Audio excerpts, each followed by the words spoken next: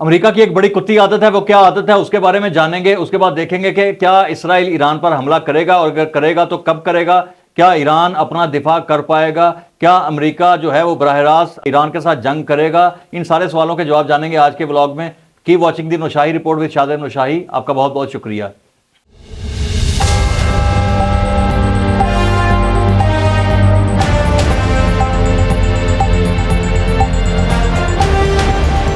نحمدہ و نصلی علی رسولہ الکریم، اما بعد فاعوذ باللہ من الشیطان الرجیم، بسم اللہ الرحمن الرحیم۔ السلام علیکم دوستو، میں ہوں شاذب نوشاہی اور آپ دیکھ رہے ہیں دی نوشاہی رپورٹ۔ دوستو آج 22 اپریل 2024 ہے، اور جس وقت ہم یہ ولاگ ریکارڈ کر رہے ہیں ایران کے صدر سید ابراہیم رئیسی پاکستان میں موجود ہیں۔ 22 اپریل کو یعنی آج وہ پاکستان پہنچے، اسلام آباد میں 2 روزہ دورہ ہے ان کا۔ یہ سرکاری دورہ ہے اور نہایت اہم دورہ ہے۔ 2 روز یہاں پہ رکیں گے، اور اس میں وہ ایران اور اسرائیل کا جو اس وقت حالیہ تنازع ہے اس میں پاکستان کا موقف جاننے کی کوشش کریں گے، بلکہ پاکستان کی حمایت حاصل کرنے کی کوشش کریں گے۔ آلدو کہ پاکستان جو ہے وہ سعودی عرب اور امریکہ کو ناراض نہیں کرے گا، کھل کر ایران کی حمایت نہیں کرے گا، لیکن پاکستان کا نہیں بڑا ہے کہ بھائی جان چپ کر کے تسی سائڈ تے بیٹھے رہو، تے اگر تسی ساڈے نال بھی نہیں نہ ہے تے ساڈے مخالف بھی نہ آنا۔ بہرحال پاکستان جو ہے اس کے امکانات بہت کم ہیں کہ کھل کر ایران کی حمایت کرے گا۔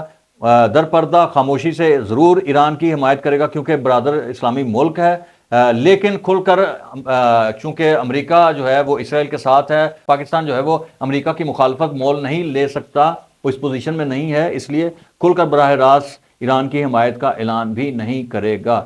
ہم نے پہلے عرض کیا کہ امریکہ کی ایک بڑی کتی عادت ہے، وہ عادت یہ ہے کہ امریکہ نہ صرف اپنے دشمنوں کو نہیں بھولتا بلکہ اپنے دوستوں کو بھی جو اس کے اہداف حاصل کرنے میں ناکام رہے ہوں یا امریکہ کو کسی زمانے میں دھوکہ دیا ہو، ایسے دوستوں میں بھی امریکہ جانا نہیں بھولتا۔ اس کی مثال میں آپ کو دیتا ہوں کہ انقلاب اسلامی کے بعد یعنی 11 فروری 1979 کو ایران میں اسلامی انقلاب آیا، اس کے تقریباً 9 ماہ بعد نومبر 1979 میں ایرانی کچھ اسٹوڈنٹس نے تہران میں واقع امریکی ایمبیسی پر دھاوا بولا، اور وہاں سے ایسے دستاویزات پکڑے جس سے پتہ چلا کہ امریکہ ایران میں جاسوسی کر رہا ہے اور ایران کی سالمیت کو خطرہ ہے اور ایران کی سالمیت کو نقصان پہنچانا چاہتا ہے۔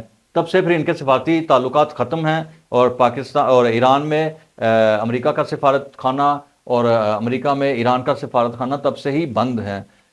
پھر جب یہ واقعہ ہوا تو اس کے بعد امریکہ نے ایران سے بدلہ لینے کی ٹھانی، لیکن چونکہ وہ براہ راست ایران کے ساتھ کسی بھی قسم کی محاذ آرائی سے گریزاں ہیں، اس لیے اس نے عراق کو بیچ میں ڈالا۔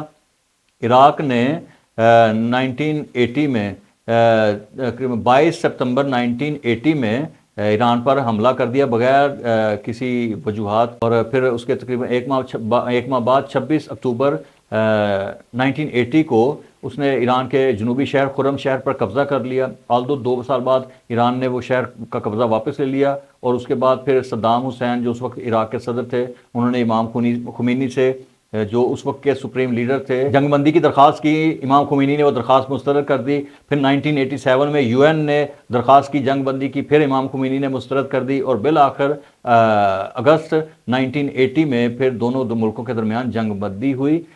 لیکن اس جنگ کا جو نتیجہ تھا وہ عراق کی شکست تھا۔ 1982 میں اور 83 میں اس وقت کے جو سیکرٹری خارجہ تھے ڈونلڈ ریگن صدر کے، ڈونلڈ رمسفیلڈ، پے در پہ وہ عراق آتے رہے، صدام حسین سے ملاقاتیں ہوئیں، اس کے ہی توسط سے امریکہ نے عراق کو کیمیکل ویپنز دیے جو ایران پر استعمال ہوئے، اور ایران کے بہت سے لوگوں کو اس میں متاثر کیا ان کیمیکل ویپنز نے۔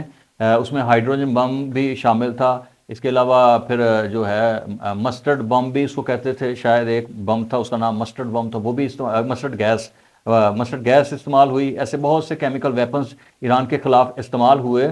لیکن جب 2003 میں امریکہ نے عراق پر حملہ کیا، صدام کو پاور سے ہٹایا، صدام روپوش ہوا، بعد میں پکڑا گیا اور پھر اسے پھانسی بھی دی گئی، لیکن اس دوران کہیں پہ بھی عراق میں کوئی بھی کیمیکل ویپن جو ہے وہ ڈھونڈنے سے بھی نہیں ملا، وہ بالکل ناپید ہو چکا تھا۔ وہ امریکہ نے کیا یا عراق نے کیا، اس کے بارے میں آج تک پتہ نہیں چل سکا۔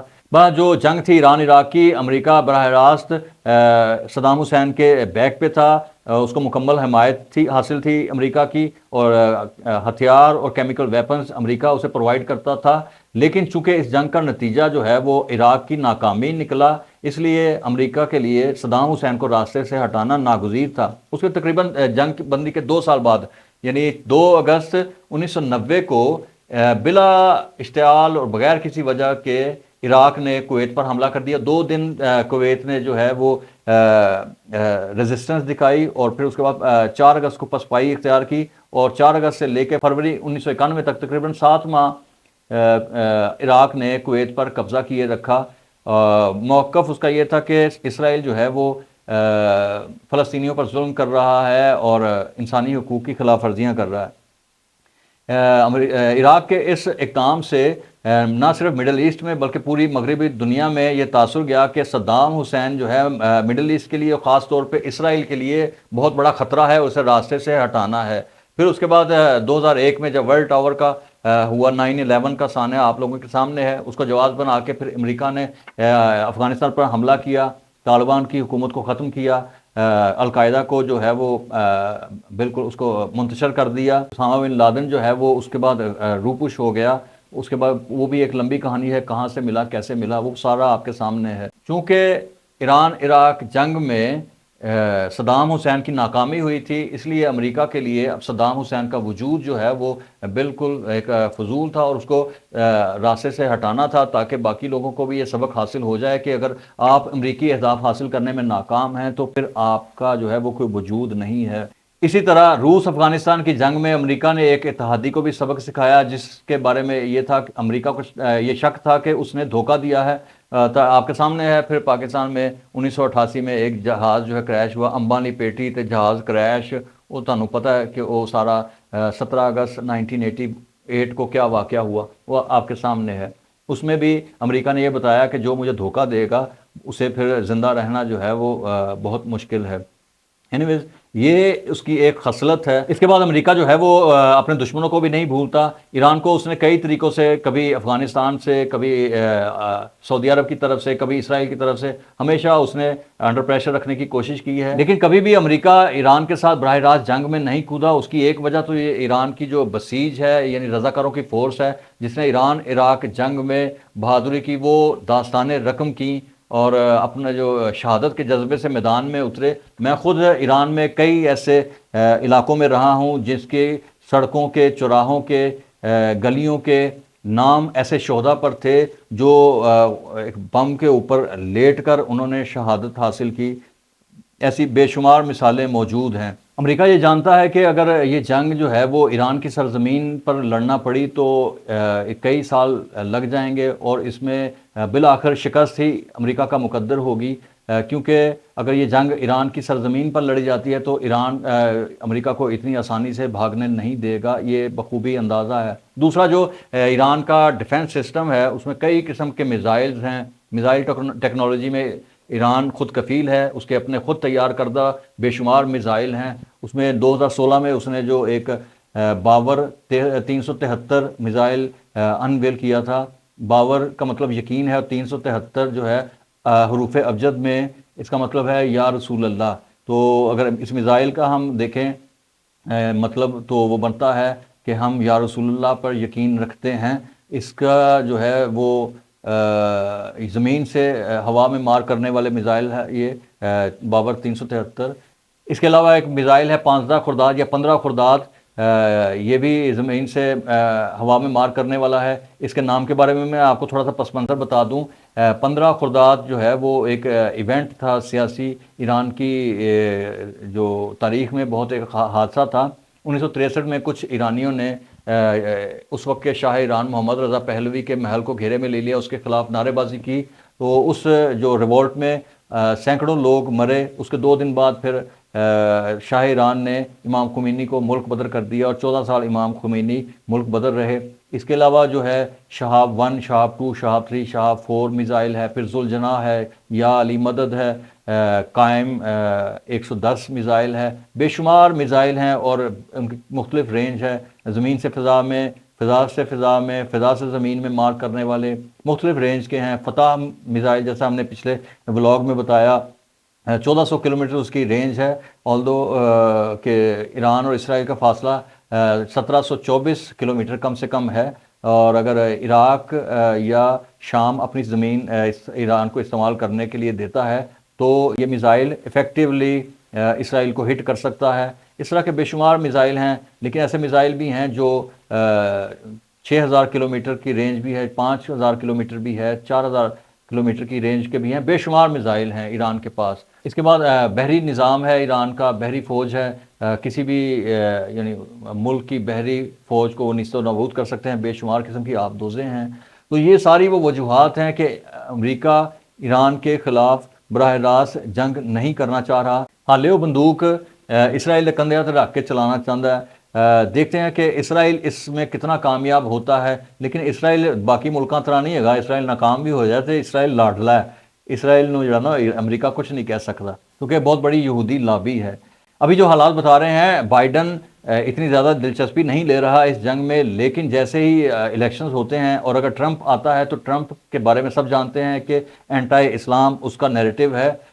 اگر ٹرمپ آتا ہے تو پھر ایران اور اسرائیل کا جو کانفلکٹ ہے اس میں بہت تیزی آئے گی اور اس میں شدت آئے گی۔ اگر ایسا ہوتا ہے تو اس خطے میں کافی مشکلات جو ہیں وہ کریٹ ہو سکتی ہیں، لیکن یہ بھی طے ہے کہ کبھی نہ کبھی امریکہ براہ راست ایران کے ساتھ جنگ میں کودے گا۔ وہ کب کودے گا، کیسے کودے گا، اس کے بارے میں ابھی کوئی ایسا حتمی نہیں۔ ایک تھیوری یہ بھی ہے کہ امریکہ 9/11 جیسا ہی کوئی کام کر کے یا کوئی ایسی فورس تیار کر کے یا ایسی کوئی شخصیت تیار کر کے، جیسے اسامہ بن لادن تھا یا ملا عمر تھا، کوئی یا ایسی کوئی فورس القاعدہ یا طالبان کی طرح کریٹ کر کے، فرضی یا حقیقی، میں آپ کو بتا دوں کہ اب ایک ایسی تھیوری بھی ہے کہ فرضی بھی شخصیت یا فرضی فورس امریکہ تیار کرے گا جس کا کوئی وجود نہیں ہوگا، لیکن میڈیا میں اس کا اتنا زیادہ ڈھنڈورا پیٹا جائے گا کہ وہ لوگ اس کو حقیقی سمجھیں گے اور اس کا تعلق جوڑا جائے گا ایران کے ساتھ، اور اس کو جواز بنا کے پھر امریکہ اس معاملے کو اپنی کانگریس میں لے کے جائے گا اور وہاں سے اپروول لینے کے بعد نیٹو کے پاس جائے گا اور نیٹو کو ساتھ ملا کے ایران کے خلاف کوئی کارروائی کرے گا۔ باہر یہ تھیوری بھی آن بورڈ ہے، اس کے بارے میں بھی امریکہ سوچ رہا ہے۔ آنے والے حالات میں امریکہ اسرائیل اور امریکہ ایران کانفلکٹ کہاں جاتا ہے، کیا رخ اختیار کرتا ہے، یہ دیکھنا پڑے گا، لیکن بہرحال اس وقت جو ہے وہ صورتحال بہت کشیدہ ہے۔ ایران میں بھی، اسرائیل میں سچویشن ٹینس ہے۔ ایرانی صدر کا اس وقت پاکستان آنا اس چیز کا غمازی ہے، بتا رہا ہے کہ جو لوگ یہ باتیں بنا رہے تھے کہ ایران نے جو فیک حملہ کیا یا ایک ڈرامہ رچایا، وہ ڈرامہ نہیں تھا۔ اس کے بعد سے 7 قسم کی پابندیوں کی استدعا کی ہے امریکہ نے ایران پر، اور کچھ پابندیاں جو ہے وہ سیریس لوگ UN وغیرہ اس پہ سوچ بھی رہے ہیں ایران کی پابندیاں مزید سخت کرنے پر۔ تو یہ جو سارا ڈرامہ نہیں تھا، اس وقت سچویشن کافی ٹینس ہے۔ آنے والے دن بہت اہم ہوں گے اس حوالے سے۔ Keep watching the Noshahi report. آپ کا بہت بہت شکریہ۔ پاکستان زندہ باد۔